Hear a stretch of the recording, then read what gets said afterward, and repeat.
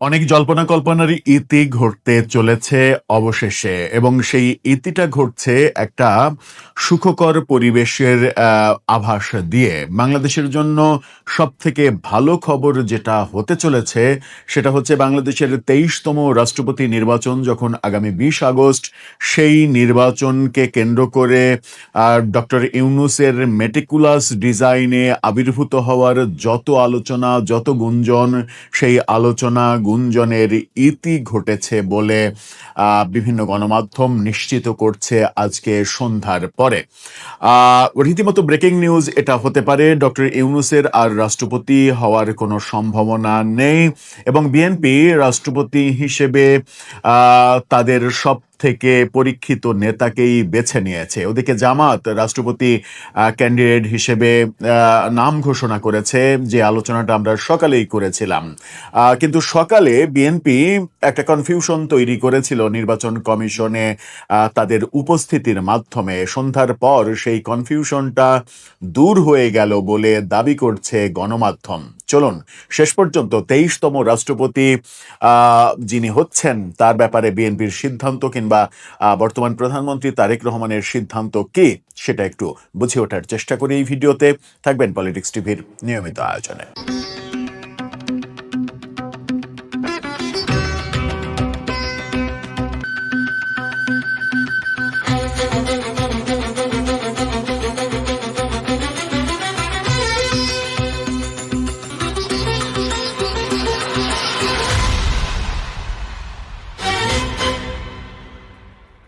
দর্শক, বলছিলাম 23তম রাষ্ট্রপতি নির্বাচন আগামী 20 আগস্ট।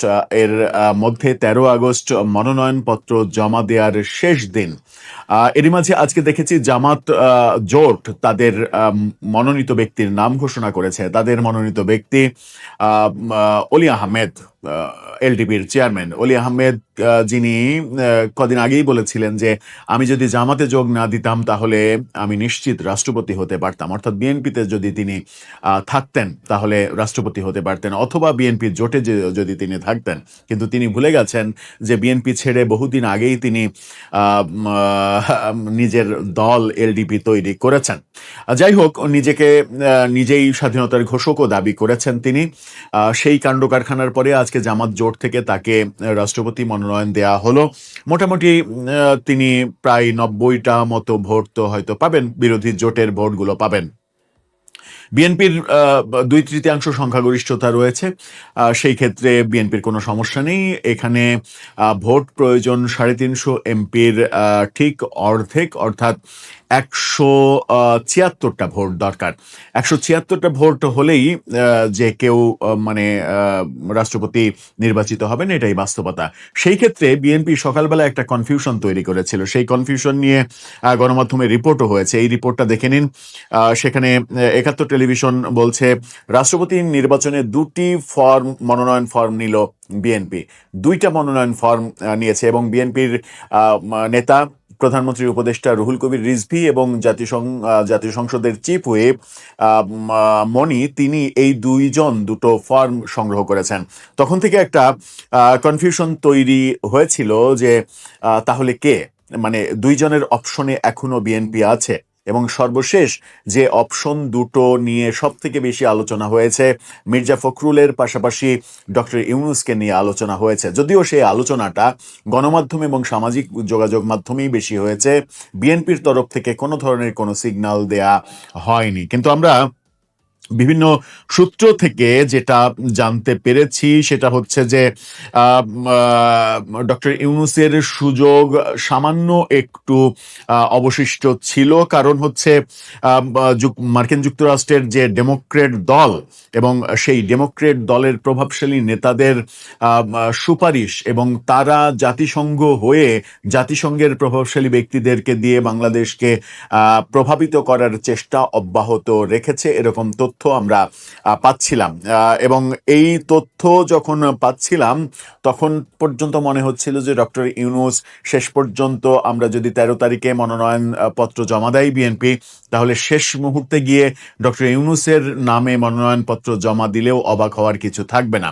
কিন্তু আজকে মানে বিএনপি দলীয় একজন মানে বলিষ্ঠ নেতা, যদিও এখন বিএনপির রাজনীতির সঙ্গে অতটা ঘনিষ্ঠভাবে জড়িত নন, এক সময় মানে সাবেক নেতা বিএনপির কদিন আগেই যিনি মারা গেছেন, ইহলোক ছেড়েছেন, বেগম খালেদা জিয়া, সাবেক প্রধানমন্ত্রী, তার রাজনৈতিক সেক্রেটারি না কি যেন একটা খুবই গুরুত্বপূর্ণ পদে ছিলেন মোজাদ্দেক হোসেন ফালু, তার যে টেলিভিশন চ্যানেল এনটিভি নিশ্চিত করছে বিএনপি এবং বিএনপির প্রধান তারেক রহমান এবং বর্তমান সরকারের প্রধান তারেক রহমান তিনি সিদ্ধান্ত নিয়েছেন রাষ্ট্রপতি কে হবেন, এবং সেই সিদ্ধান্ত হচ্ছে মির্জা ফখরুল ইসলাম আলমগীর, তিনিই হতে যাচ্ছেন বাংলাদেশের 23তম রাষ্ট্রপতি। এনটিভির এই শিরোনামটা দেখে নিন, রাষ্ট্রপতি পদে মির্জা ফখরুলকে বেছে নিল বিএনপি, অর্থাৎ ডেফিনিট নিউজ দিচ্ছে এনটিভি। এছাড়া আরও একাধিক গণমাধ্যমে এই খবরটা চোখে পড়েছে। এনটিভি বলছে দেশের 23তম রাষ্ট্রপতি হিসেবে নির্বাচনের জন্য বিএনপির মহাসচিব মির্জা ফখরুল ইসলাম আলমগীরকে মনোনয়ন দেওয়ার সিদ্ধান্ত নিয়েছেন দলটির চেয়ারম্যান এবং প্রধানমন্ত্রী তারেক রহমান। বিএনপির এক জ্যেষ্ঠ নেতা এই তথ্য এনটিভিকে নিশ্চিত করেছেন আজকে। বিএনপির একাধিক সূত্র বলছে দলটির নীতি নির্ধারণী পর্যায়ের নেতারা রাষ্ট্রপতি পদে মির্জা ফখরুলকেই চাইছেন। এই ব্যাপারটা, অর্থাৎ মানে নিউজে অনেক কিছু লেখা আছে, অনেক কিছু পড়ার তো আর প্রয়োজন নেই। প্রধানমন্ত্রী সিদ্ধান্ত নিয়েছেন এবং সেই সিদ্ধান্ত বিএনপির জ্যেষ্ঠ একজন নেতা হয়তো নাম প্রকাশ করেননি তিনি, কিন্তু সেটা এনটিভিকে নিশ্চিত করেছেন যে মির্জা ফখরুলই প্রধানমন্ত্রীর চয়েস, এবং তিনি অলরেডি মনোনয়ন দিয়ে দিয়েছেন তার, এবং যে মনোনয়নপত্র তোলা হয়েছে সেই মনোনয়নপত্র তার নামেই জমা দেয়া হবে। এটা একটা ভালো খবর, এটা বাংলাদেশের জন্য গত 6 মাসের মধ্যে অন্যতম একটা ভালো খবর। যতটা না মির্জা ফখরুল ইসলাম আলমগীর তাকে রাষ্ট্রপতি করা হচ্ছে, এটা আমি মনে করি যে বিএনপির মধ্যে, দলের মধ্যে সব থেকে যোগ্যতম ব্যক্তিকেই করা হচ্ছে।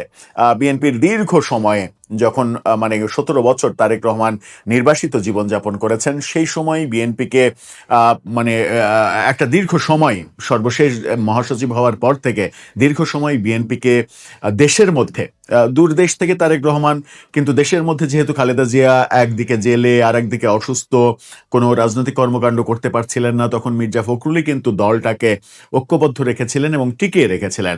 সুতরাং সেই পুরস্কার তার পাওয়ার মানে কথা ছিল এবং পাওয়া উচিত ছিল, সেটাই তিনি পাচ্ছেন। এটা বিএনপির ভালো সিদ্ধান্ত তাদের দলের দিক থেকে। অনেকের সমালোচনা থাকতে পারে মানে মির্জা ফখরুলকে নিয়ে, তার পারিবারিক ব্যাপার নিয়ে অনেক সমালোচনা অনেকে করতে পারেন, সেগুলোতে নিশ্চয়ই বিএনপি কান দেবে না, আর সেগুলো খুব একটা ম্যাটারও করে না। কিন্তু তার চেয়েতেও বড় খবর হচ্ছে যে লবিংটা ডক্টর ইউনূসের পক্ষে চতুর্দিক থেকে হচ্ছিল যে তাকেই রাষ্ট্রপতি করতে হবে, সেটা করলে যেটা হতো সেটা হচ্ছে যে 1.5 বছরের শাসনামল আমরা দেখেছি ডক্টর ইউনূসের, তিনি প্রতিহিংসার চাষাবাদ আর নিজের স্বার্থ উদ্ধার করা ছাড়া কিছুই করতে পারেন না। এবং আমেরিকার সঙ্গে যে চুক্তি, মাত্র নির্বাচনের 3 দিন আগে, 72 ঘন্টা আগে যে চুক্তি, সেই চুক্তির মাধ্যমে যে বিএনপি সরকারকেও বিপদে ফেলেছেন তিনি, সেটা বিএনপি সরকারের টের পাওয়ার কথা। সম্প্রতি আমরা একটা টক শোতে দেখলাম যে ডক্টর ইউনূসের প্রেস সেক্রেটারি যিনি ছিলেন শফিকুল আলম, ওয়াদার সম্পাদক, তাকে একেবারে নাজেহাল করে ছাড়লেন ডক্টর আব্দুল নূর তুষার সেই টক শোতে, এবং তিনি বললেন যে এই যে চুক্তি হয়েছে, সেই চুক্তিতে ট্রেড এক্সপার্ট কারো মতামত নেওয়া হয়েছে, কাউকে দিয়ে কি এরকম বিশ্লেষণ করানো হয়েছে যে এই চুক্তিটা ঠিক নাকি ভুল? শফিকুল আলম বলেছেন যে বশির যিনি ছিলেন বাণিজ্য উপদেষ্টা, আকিজের সন্তান, সেই বশির সাহেব তিনিই তো ট্রেড এক্সপার্ট, সেটা নিয়ে প্রচন্ড মানে হাসি ঠাট্টা করেছেন রীতিমতো আব্দুল নূর তুষার, এবং মানে শফিকুল আলমকে রীতিমতো নাস্তানাবুদ করে ছেড়েছেন এই চুক্তি নিয়ে, যে কি এমন স্বার্থ ছিল যে ভোটের মাত্র 3 দিন আগে এই চুক্তি করতে হলো। এই চুক্তি না করলে কি বাংলাদেশ থাকতো না? 3 দিন পরে যদি তারেক রহমান এই চুক্তিতে স্বাক্ষর করতেন, তাহলে কি দেশের অনেক বড় ক্ষতি হয়ে যেত? এই প্রশ্নগুলো উঠেছে, এবং সেই সর্বনাশ যিনি করেছেন তাকে যদি আবার বিএনপি রাষ্ট্রপতি করত, তাহলে দুটো ক্ষতি হতো। একটা হচ্ছে যে দেশে হিংসার চাষাবাদ আবার বাড়তো, এবং রাষ্ট্রপতি যেহেতু সেন্সিটিভ পদ, এবং বিএনপির রাষ্ট্রপতি ব্যাপারে রাষ্ট্রপতি ম্যানিয়া রয়েছে। রাষ্ট্রপতি ভাগ্য বিএনপির খুবই খারাপ। সেই ক্ষেত্রে বিএনপির দল হিসেবেও বড় ঝুঁকির মধ্যে পড়তে পারত। রাষ্ট্রপতিকে ব্যবহার করে বিএনপির বিরোধী পক্ষ নানাবিধ কুটিল ব্যাপার-স্যাপার করে ফেলতে পারত বঙ্গভবনে বসে। এরকম আলোচনা চতুর্দিকে রয়েছে। এখন ১৩ তারিখ পার না হওয়া পর্যন্ত তবুও যত খবরই যত নিশ্চয়তায় আসুক না কেন তবুও নিশ্চিত মানে বলাটা খুব কঠিন। কারণ আমরা দেখেছি যে শপথ গ্রহণের মাত্র ৩ ঘন্টা আগে, অর্থাৎ এই সরকার যখন শপথ নিল তার ৩ ঘন্টা আগে আমরা জানতে পারলাম যে পররাষ্ট্রমন্ত্রী হচ্ছেন ডক্টর ইউনূসের নিরাপত্তা উপদেষ্টা, যেটা কেউই প্রত্যাশা করেনি, কল্পনাও করেনি। সেরকম কিছু যদি ম্যাজিক্যাল ঘটনা ঘটে যায়, অবাক হওয়ার কিছু থাকবে কি?